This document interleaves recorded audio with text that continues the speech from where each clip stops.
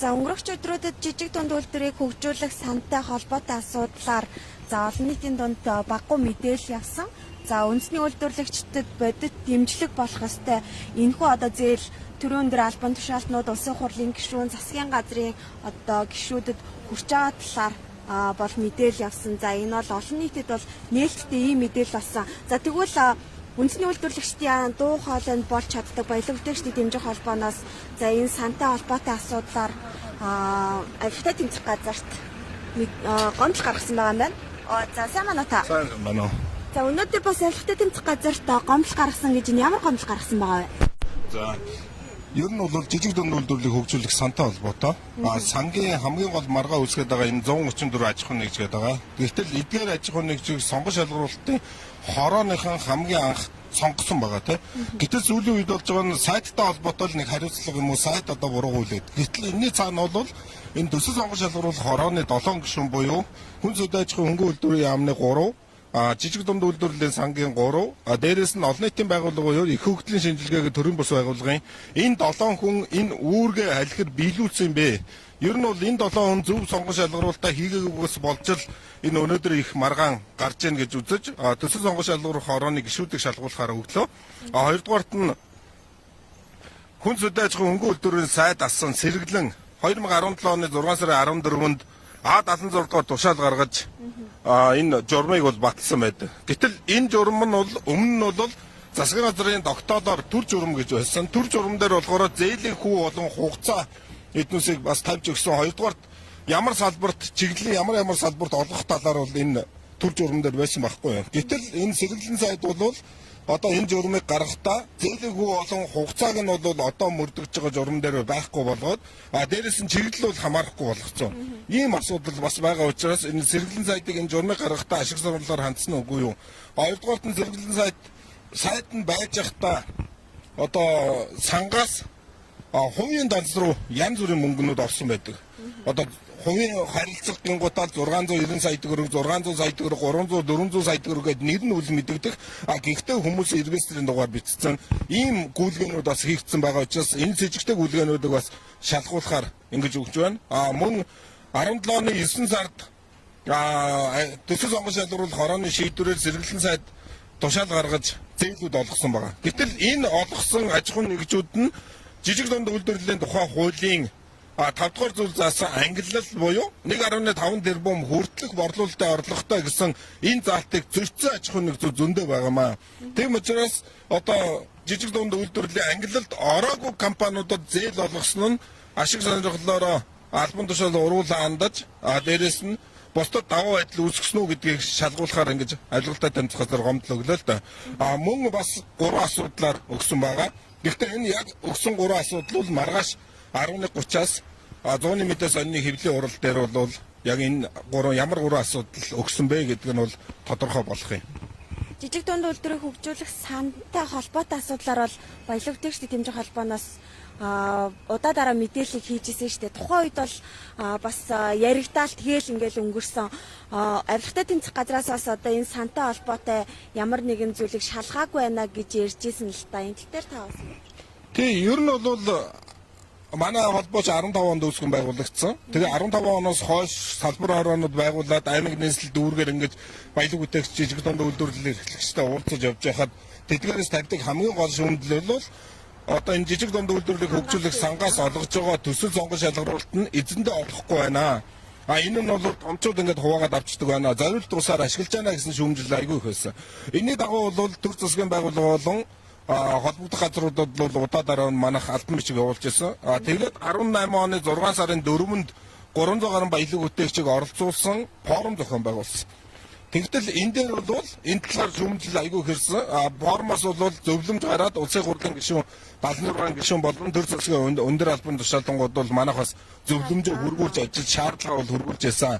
Тэгээд тэрнээс хойш бол яамдууд руу явуулсан албан бичгийн хариу үднээс ирээд ерөнхийдөө бол материалууд цуглуулсан. Тэгээд одоо энэ нөхцөл байдал хүрч ийн л гэж манай зүгээс бол бас харж байна л да. Тийм. Сайд нар одоо ажилласаа буугаад ч юм уу одоо хариуцлага тооцчлоо гэд өнгөрөх гээд ах шиг байна л да. Энэ тал дээр таны хувьд одоо ямар байр суурь? Энэ сайдас бууснаар хариуцлага хүлээж ирнэ гэж бол биш шүү дээ энэ чинь. Эн чинь бол эрүүгийн гэмтэрэг тий. Зорилт жижиг дунд бол зорилтод бүлэг рүү өгөх мөнгийг замаас нь дундаас нь авч ашигласан төрийн өндөр авч байгаа. Энэ тухай бүр эрүүг хуулийн тусгай ангийн 22-ийн 1-ийн 3 дахь заалтанд байгаа байхгүй. Төрийн өндөр албан тушаалтангууд өөртөө улам бусдад даваа байдал үүсгэн албан тушаалаа уруулан ашигласан гэмт хэргийн шинжтэй байгаа байхгүй. Тийм ч учраас өнөөдөр улсын ерөнхий прокуророос Бацэрэг сайтыг улсын хурлын гишүүнийг дүдгэлзүүлэх асуудал өнөөдөр өргөн барьсан гэж би ойлгож байна. Цаашид ч гэсэн энэ бол асуудал шалгагдаад эн чинь бол эрүүгийн гэмтэрэг мөн үү биш үү? Эрүүгийн хариуцлага хүлээх үгүй юу гэдэг асуудал бол эн чинь бол тусдаа асуудал. Тэрнээс сайдасаа буулаа гэд хариуцлага хүлээж ийн гэдэг бол манай баялаг үтэгчтэй холбоо бол хүлээн зөвшөөрөхгүй. Тийм. Эн чинь бол ёс суртахууны хариуцлага л одоо ёс суртахуун талаас нь сайдын юунаас яаж байгаа болохоос албан тушаалаа уруулан ашигласан энэ талаасаа бол хариуцлага хүлээж ийн гэж бол манай холбооны зүгээс бол харахгүй байгаа л да.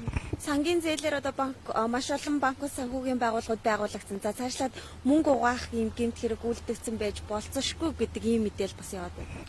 Тийм. Одоо хариуцлагатай дамжуулаад өгж байгаа бас нэг үндслэн тэр байхгүй юу? 17 оны 2 сарын 14-өөс ахуулаад 17 оны 9 сар хүртэл хувийн харилцах данс руу өндөр хэмжээний гүйлгээнүүд хийгдсэн. Хамгийн дээд нь 690 сая төгрөг орсон байгаа байхгүй юу? Тийм. Тэгэхээр 600 сая төгрөг, 690 сая төгрөг. Тэгээд нэг регистрийн дугаар биччихсэн. Ийм мөнгнүүд ингэж явсан нь бас мөнгө угаалт явж үгүй гэдгийг шалгаж өгөөч гэдэг албатай тэмцэх газрын гомдол нэг үндсэл нь бол энэ байгаа гомдол гаргах үндсэл нь бол тийм. Ер нь бол жижиг дунд үйлдвэрлэлийн сангаас олгож байгаа зээл өндөр байх тусмаа банк болон банк улсуудын дөрмийн сан болон банк улсуудаар олгож байгаа зээлийн хэмжээ өндөр болдог гэсэн бас ийм бол хардталт бол үүсч байдаг. Тэгээд энэ талаараа бас одоо шалгуулахаар ингэж гомдол гаргаж одоо энэ хууль эрхлэлтийн байгууллагуудад шалгах баха гэж найдаж байна. Жижиг дунд үйлдвэрийг хөгжүүлэх сангийн одоо энэ зээлийн асуудал нь олон нийтэд ингээ ил болчлоо. Нэг хэсэгтээ ингээ шуугж байгаад одоо намжчих үедээ гэсэн ийм одоо бас хүмүүс эргэлзээ төрүүлээд байна л та. Энэ тал дээр ер нь баялаг үтэгчдийг дэмжих холбооноос цаашид ер нь яаж ажиллах вэ? Мэдээж тийм бол айдас бол байна те. Одоо өндөр авж байгаа. Гэхдээ манай холбооноос бол тэгүүлэхгүй тулд бол арга хэмжээ бол зохион байгуулж байна. Одоо маргааш хэвлэлийн багварал хийж байгаа. Хэвлэлийн багварал дээр яг энэ жижиг дунд үйлдвэрийг хөгжүүлэх сангаас зорилттой бүлэг буюу яг үйлдвэрлэл үйлчилгээ эрхэлж байгаа. Энэ компаниуд нь энэ зээлээ авч чадахгүй 3-4 жил ингэж хохирж байгаа асуудлаар бас хүмүүс одоо манай холбоон дээр бол ирж уулзж байна л да. Тэдний улсын төлөөлөл бас маргааш хэвлэлийн багварал хийн. 11 сарын 25-26-нд баялаг үтэгчдийг дэмжих холбооноос бас жагсаал цуглаан хийхээр өнөөдөр нийслэлийн засаг дарга руу бас хандж байгаа. Энэ бол тийм хүсэлтэд гаргаж байгаа. Энэ бол аймаг нийслэлийн салбар хорооноос бас ийм жагсаал цуглаан хийя. Үнэхээр энэ баялаг үтэгчдийн дуу хоолой гаргаач ээ. Төсөл онгон шалгаруулалтанд оролцож чадаагүй, олж чадахгүй байгаа. Тэ? Үнэхээр хохирж байгаа ийм хүмүүсийн ирэх ашиг одоо дуу хоолойгоо гаргамаар байна гэсэн үсэлдэг манай холбоонд ирсэн учраас өнөөдөр нийслэлийн засаг дарга руу жагсаал цуглаан тухайгаа бүртгүүлэхээр бол бас хүсэлтэд өгж байгаа. Одоо улсын хурал дээр хилцэж байгаа жижиг дунд үйлдвэрлэл үйлчлэгийг дэмжих хуулийн дээр сангийн талаар бол дурдсан байдаг. Манай холбооноос баримталж байгаа нь бол энэ сан жижиг дунд үйлдвэрлэлийг хөгжүүлэх сан удирдах зөвлөлтэй байгаад удирдах зөвлөл нь 9 гишүүнтэй 9 гишүүнээ 5 нь олон нийтийн болон төрийн бус байгууллагуудаас 4 нь бол төрийн байгууллагуудаас ингэж оролцсон нээлттэй байя. Хоёрдугаарт нь жил болгон сонгон шалгаруулж явуулдаг тийм. Одоо энэ жил бол 2 удаа явуулсан байна. Тэгэхээр жилийн эхэнд сонгон шалгаруулалтаа явуулаад тэгээд ирсэн аж ахуйн нэг төслүүдийг одоо шаардлага хангасны жигсаагаад дугаарлаад тэнгуудаа төсөл орж ирж байгаа төслөөс эргэн төлөлтөөр орж ирж байгаа мөнгнүүдийг тэр дугаарлсан аж ахуйн нэгжтэй ингээд нэг удаад өгсөн. Өөрөөр хэлбэл жилд нэг л удаа шалгаруулж явуулаад тэрийг ингээд жагсаагаад тэр жагсаалт нь илт од байж идэг. Орж ирж байгаа мөнгө нь илт од байхаар дараагийн компаниуд нь ингээд авчдаг. Ийм нээлттэй илт од ийм байдлыг л хүсэж байна л да. Мөн энэ жижиг дунд үйлдвэрлэлийг хөгжүүлэх сан дагвар байдлаар явдаг. Яамны дандаа харьяанд явдаг. Тэгвэл учраас одоо энэ өргөн баригдсан хуулийн дээр бол агентлаг засгийн газрын агентлаг байлгаад ерөнхий сайдын харьяанд байлгахаар байгаа. Тэгэхээр энийг бас манай холбооноос бол зөв гэж хараад энэ дээр бол бас дуу хоолойгоо өргөж байгаа. Өнгөрсөн 7 хоног тэр бичил бизнесийг жижиг дунд ангиллаас аваа ицсэн байгаа. Тэгэхээр бас энэ бичил бизнес бол заавал жижиг дунд ангилдаа байх ёстой. Яг гэвэл энэ бичил бизнес чинь нийтдээ бараг 600 мянган хүний ирэх ашиг байгаа байхгүй юу? Нэгээс 9 хүнтэй бол бичил бизнес гэж байгаа шүү дээ. Тэгэхээр хөдөлмөр нийгмийн хамгааллын яамны дэргэд авчиж байгаа гэж яриадсэн энэ үнүүд тий одоо чин зэрэг сайд өөрийнхөө яамны харьяандал чин зэрэг сайд л өөрөө санал гаргаад энэ эдийн засгийн байнгын орон дээр дэмжигдээгүй байсан ч сая улсын хурлын чуулганаар бол дэмжигдээд ингэж явцсан байна лээ. Тийм учраас одоо энэ бичил бизнес гэдгийг бол жижиг дунд ангилалдаа байлгах нэг агентлагийн харьяанд байлгах. Тэгээд одоо энэ жижиг дунд үйлдвэрлэлтэй холбоотой жижиг дунд үйлдвэрлэлийг хөгжүүлэх сан сум хөгжүүлэх сан хөдөлмөр эрхлэлтийг дэмжих сангуудыг энэ агентлагийн харьяанд буюу ерөнхий сайдын харьяанд байлгах ийм асуудлууд байгаа байхгүй юу? Энэ жилийн зээлийн одоо нэг сонгон шалгаруулалтанд нийтдээ 134 аж ахуй нэгжээс 5 нь л яг үндэсний үйлдвэрлэгч байна гэсэн мэдээлэл явуулсан. Энэ хэр үнэн бэ? Ер нь бол эн чинь бол 4 сар шалгаруулсан байхгүй юу? 5 сар шалгаруулсан тий? 2 удаа шалгаруулсан. Тийм. Анх бол 4 сар 1031 төсөл ирснээс 498 төслийн шаардлага хангаад тэндээсээ 134 аж ахуй нэгжийг сонгож шалгаруулсан гэж байгаа байхгүй. Гэтэл 134 аж ахуй нэгжээс 122 нь улсын хурл болон төрийн өндөр албан тушаалт нь хамааралтай гэж одоо мэдээнүүдээр бол гараад байна шүү дээ. Тэгэхээр бол энэ дээр ер нь энэ төсөл бол зээлээ эзэндээ олоогүй сонгон шалгаруулалт нь бол буруу явагдсан байна гэдэг нь бол эндээс харагдаж байгаа. Хоёрдугаарт нь 8 сар дахиад явуулсан. Энэ дээр 511 төсөл ирснээс 82 иргэн болон аж ахуй нэгжид олгосон байдаг байхгүй юу. Тэгээ 82-оос иргэнд нь 20, аж ахуй нэгжид 62 ийм аж ахуй нэгжид байгаа. Ер нь жижиг дунд үйлдвэрлэлийг хөгжүүлэх сангаас иргэн нэрийн дор олгож байгаа энэ зээлийг бас асар шалгах хэрэгтэй. Бас энэ иргэнийг манай холбооноос бол энийг үнэхээр шалгаж чадахгүй. Яг гэвэл энэ чинь иргэн нөгөө хууны нууцтай холбоотой юм болохоор энэ чинь мэдэгдэхгүй байна л да. Яг мэдэгдэж байгаа нь бол энэ гүйлгээнээс гарсан хувийн харилцах данс руу шилжүүлсэн мөнгнүүд ийм байгаа учраас өнөөдөр энийг шалгуулгаар өгж байгаа. Тэгэхээр энэ иргэний асуудлыг бас одоо шалгахгүй бол энэ иргэн нь бас л улсын хурл болон төрийн өндөр албан тушаалд хамаарал бүхий этгээдүүд байх магадaltaй байхгүй юу. Тийм учраас бас иргэнүүдийг одоо энэ шалгах ер нь цаашдаа иргэн гэсэн нэрийн доор энэ зээл олгодгийг бас болиулж аж ахуй нэгжээр одооний өргөн баригдсан жижиг дунд үйлдвэрлэлчид дэмжих хуулийн дээр бол аж ахуй нэгж байхыг бол заавал шаардж байгаа л да. Тэгээ энийг бол манай холбооч гэсэн зөв гэж бас харж байгаа.